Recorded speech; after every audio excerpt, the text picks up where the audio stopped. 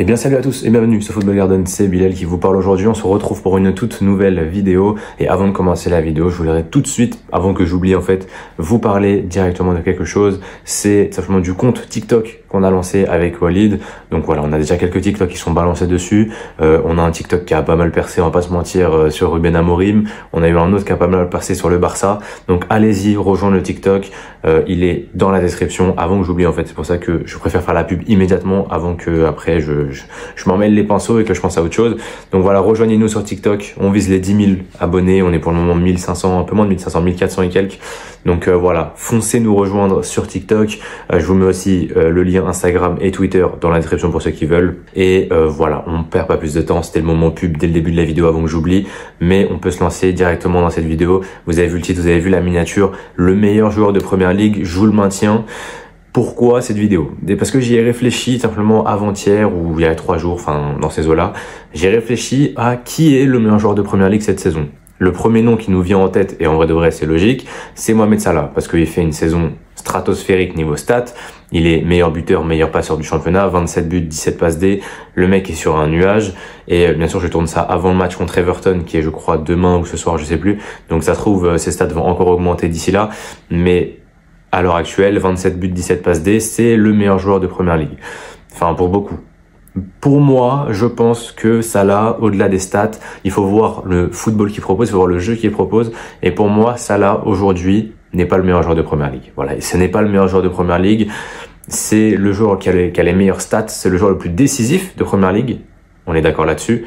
Maintenant, au niveau du jeu, est-ce que c'est le joueur qui apporte le plus à son équipe hors stats? Est-ce que c'est le joueur qui apporte le plus dans le jeu?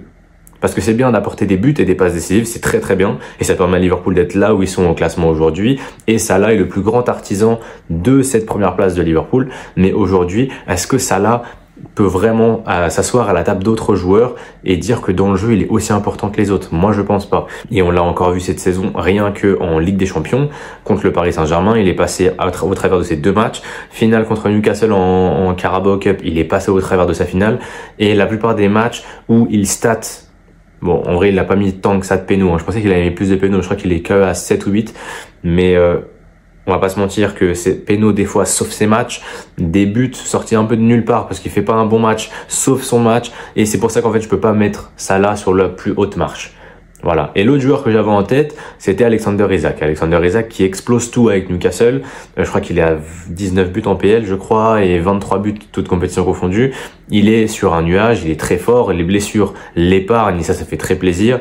Mais là encore, on n'est pas encore sur un joueur de ce standing-là, du joueur dont on va parler aujourd'hui. C'est un joueur qui, pour moi, est au-dessus du lot. C'est un joueur qui, cette saison, est vraiment sur une autre planète alors que son équipe joue le maintien. Et oui, et ça c'est dingue. Et ça c'est dingue, les amis. Je pense que vous l'avez trouvé. De toute façon, j'ai mis, la miniature, il y a son nombre. Donc, pour ceux qui sont forts, vous l'avez déjà trouvé. Pour les autres, voilà, je vais pas laisser le suspense durer plus longtemps. On va parler aujourd'hui de Bruno Fernandes. Eh oui, Bruno Fernandes, le milieu de terrain portugais de Manchester United, qui est selon moi le meilleur joueur de Première Ligue. Et vraiment, il faut vraiment se dire les choses, c'est qu'il joue dans une équipe qui est actuellement 13e de Première Ligue. Manchester United sont 13e de PL, 30 matchs, 37 points je crois, un truc comme ça. C'est hideux. C'est hideux, le classement de Manchester United cette saison. Ils ont encore perdu hier contre Nottingham Forest. Vraiment, il y a rien qui va dans cette équipe. Il y a vraiment rien qui va. Et cette saison, on a vraiment l'impression que c'est la saison de tous les possibles. Et là, ils ont de la chance que derrière eux, c'est nul à chier aussi et que ça avance pas. Parce que sinon, ils seraient dans la course à la relégation et ils seraient très très englués là tout en bas. Donc, c'est une saison très compliquée pour Manchester, qui a quand même une petite lumière, c'est l'Europa League. Mais hormis ça, voilà, il y a vraiment plus rien à jouer. En Première Ligue, c'est la décadence vraiment totale. Même s'il y a 2-3 joueurs qui sortent un peu du lot, c'est vraiment pas ouf. Et voilà, ça en dit long sur la saison et ça en dit long aussi sur le projet dans Manchester United depuis pas mal de saisons. Mais ça, c'est pas le sujet, on y reviendra plus tard. Bruno Fernandes, c'est la lumière dans cette équipe-là. La fiche Transfermarkt peut rapidement passer, vous inquiétez pas, ça va pas être très très long. Voilà, il a 30 ans, c'est un 94, donc il va avoir 31 ans en septembre. Il est portugais, milieu offensif, qui peut jouer milieu central, il peut même jouer 6, je pense, franchement, à son niveau. Il peut jouer faux neuf, voilà, il peut jouer un peu partout. 78 sélections avec le Portugal, 25 buts marqués. Il a gagné la Ligue des Nations en 2019, je crois. Et c'est tout avec le Portugal, sinon il a gagné FA Cup, Carabao Cup. Et je crois que c'est tout. Au niveau de sa valeur marchande, elle est à 55 millions. On pouvait voir par rapport à Transfermarkt, elle est en full descente. Alors qu'honnêtement, je comprends pas trop le fait de descendre continuellement sa valeur marchande à Bruno Fernandes, sachant qu'il fait peut-être une des meilleures saisons de sa carrière cette saison. Il est en contrat jusqu'en 2027 avec une année en option, donc voilà, 2028. En gros, il lui reste 3 ans de contrat. Et cette saison, ce qui est vraiment très fort, c'est ses statistiques. 8 buts, 10 passes D en 29 matchs de Première Ligue, où il a quand même joué 91% des minutes, c'est vraiment bien. C'est quasiment toutes les minutes, hein, donc vraiment c'est très fort. Et au global, 16 buts, 16 passes D. Le mec est décisif dans toutes les compétitions, que ce soit Europa League, FA Cup, Carabao Cup, même Community Shield. C'est lui qui fait la passe D pour le but de Garnacho, je crois, pour United. Super saison d'un point de vue stat.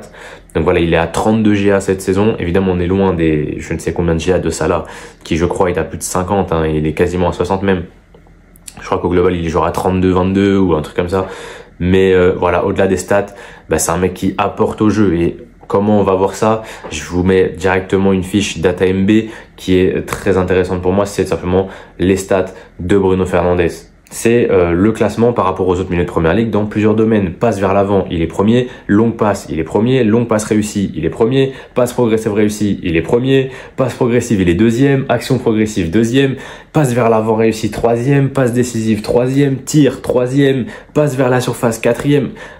En fait, ça parle pour lui. Ça parle pour lui, en fait. Et j'ai même pris une autre fiche où il est un peu moins bon, où il est 4e, 5e, 6e. Et on a de la passe progressive, on a la passe vers le dernier tiers, on a la passe avant un tir qui est très intéressant. But plus passe D, il est 5e. Centre vers la surface, passe en profondeur. Voilà, en fait, il crée tout. Il crée tout dans cette équipe de Manchester United. Et si Salah est peut-être le finisseur hors pair qui se sert de ses coéquipiers, qui crée pour lui et qui lui a juste à terminer les occasions, même si des fois il se crée ses occasions tout seul, hein, mais ce que je veux dire, c'est qu'il a une équipe autour de lui qui peut lui permettre d'avoir on va dire, cette baisse de forme pendant un match où il se dit, bon, de toute manière, j'ai juste à planter quand il faut que je plante et après, mon match est réussi. Parce qu'en fait, j'ai pas besoin de faire plus. Autour de moi, ils font le reste du job. Et évidemment, quand t'as des McAllister, t'as des Szoboszlai, Curtis Jones, Luis Diaz qui fait les efforts défensifs, on a beaucoup de joueurs qui créent du jeu à Liverpool. Salah n'a pas forcément besoin de créer du jeu. À United, si Bruno Fernandes n'est pas là, qui crée le jeu? Qui crée le jeu de Manchester United quand Bruno n'est pas là? Moi, j'ai bien un joueur en tête, mais il est jamais là, il est toujours à l'infirmerie, c'est Mason Mount. Mais s'il n'y a pas Mason Mount qui est là pour créer du jeu, s'il n'y a pas Bruno Fernandes qui est là pour créer du jeu, qui crée le jeu à Manchester United, messieurs? Qui crée le jeu? Personne. Personne ne peut créer le jeu. Et ces stats-là, encore une fois, il faut se le dire, il est premier à 6e dans quasiment toutes les stats de création, alors qu'il joue dans une équipe qui est 13e de Première Ligue, s'il vous plaît. 13e de PL. Je sais même pas encore pourquoi Bruno se la donne dans cette équipe-là. Honnêtement, franchement, la vérité, ça doit faire mal. Ça doit faire mal de se la donner comme ça tous les matchs t'es trop fort et ton équipe avait pas un pied devant l'autre. Vraiment, t'as l'impression de, voilà, j'allais utiliser une comparaison avec League of Legends, mais pour ceux qui l'ont, tant mieux. Pour ceux qui n'ont pas la ref, tant pis pour vous. Mais c'est comme si t'es un top laner en 18-0 et tu perds la game parce que ton équipe est claquée. Et là c'est pareil. Là c'est pareil. Le mec fait tout. Mais ça ne sert à rien parce que le football c'est pas individuel, le football c'est collectif. Mais donc du coup forcément sa saison elle passe totalement en dessous des radars à Bruno Fernandes. Et on parle souvent de Bruno quand il marque, par exemple quand il met son triplé en Europa League. Beaucoup de gens ont parlé de Bruno Fernandes parce que voilà forcément il met un triplé. Mais par exemple le match d'hier j'ai pas entendu beaucoup de tweets sur Bruno Fernandes, que ce soit de Fabrizio, de Fabrice Schorstein. Je te parle des gros là, hein. Je te parle pas des insiders ou alors des fans de United qui forcément en ont parlé. Mais les gros ne parlent très peu de Manchester United et donc du coup parlent très peu en l'occurrence de Bruno Fernandes, à part quand il met un triplé. Alors que quand on regarde ses stats, chaque match, c'est un délice. Chaque match, il est vraiment très fort. Honnêtement, hormis sa première saison complète en 2020-2021, je crois que c'est 2020-2021, l'année première saison complète, où il fait une saison à 18 buts, 12 passes D en PL, où statistiquement, c'est sa meilleure saison. Et dans le jeu, bon, je pense qu'il est un peu moins fort que cette saison-là, mais il est à peu près équivalent. Et où pour moi, c'est sa meilleure saison avec United. Cette saison, pour moi, c'est clairement la deuxième meilleure. Et c'est de très loin la deuxième meilleure parce que, en fait, il le fait dans un effectif qui est claqué. Et c'est ça qui est dingue, tu vois. Par exemple, évidemment, c'est pas du tout le même poste, ça n'a rien à voir, mais quand je parlais de Penders il y a quelques jours, je disais que c'était facile pour lui parce qu'il joue dans une équipe dominante et donc du coup, il peut avoir, même si il est pas si fort que ça, et ça va quand même biaiser ses stats parce que il va recevoir très peu de frappes, etc. Et que j'avais dit notamment, j'aimerais bien voir Penders dans un contexte plus difficile pour voir s'il est capable de sauver son équipe. Bruno Fernandes, c'est un joueur qui sauve son équipe, c'est un joueur qui concrètement Il peut pas faire mieux que ça en fait. Là, il est à son max parce que clairement, il donne tout à chaque match et chaque match qu'il fait est très bon. Le truc qui est là, c'est que en fait, si Bruno Fernandes n'est pas là, je l'ai déjà dit, hein, mais United, je pense, est 17e, 18e. Enfin, en tout cas, ils sont pas 18e parce que vraiment, je pense que le gap est vraiment là entre United et les relégables, excusez-moi. Mais pour moi, tout ce qui est West Ham, Wolverhampton, tout ça là, et Tottenham, ils sont largement meilleurs que Manchester United aujourd'hui. Bruno Fernandes, c'est le fil, tu vois, c'est le fil qui permet d'arracher quelque chose.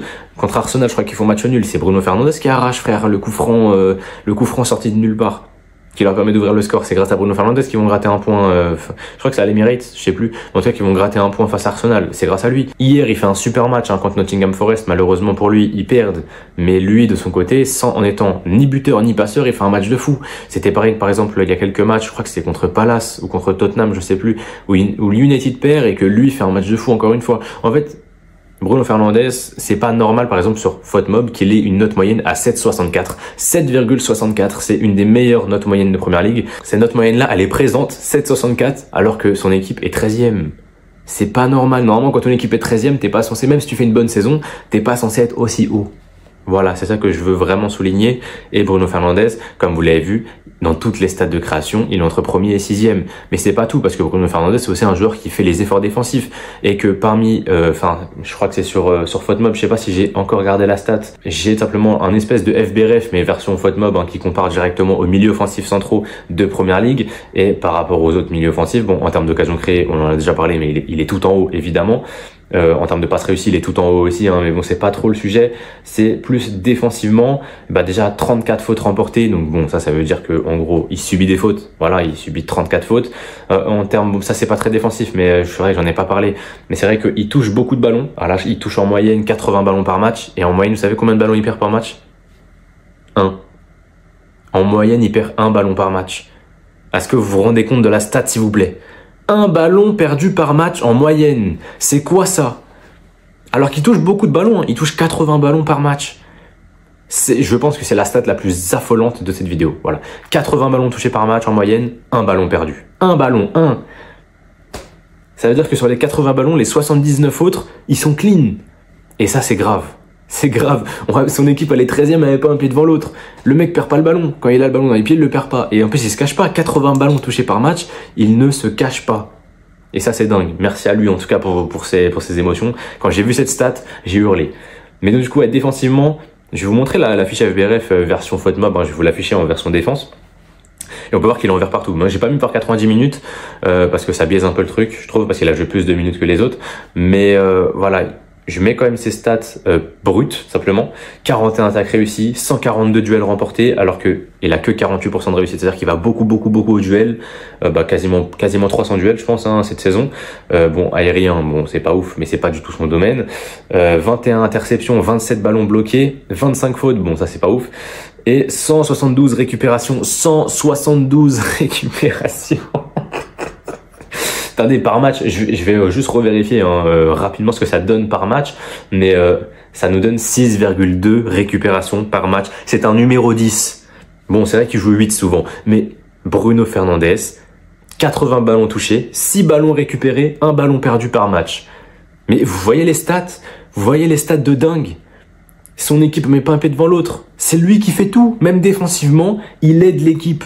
Si c'était seulement un créateur, j'aurais même pas dit que c'était le meilleur joueur de Première Ligue. Mais les gars, ce n'est même pas seulement un créateur.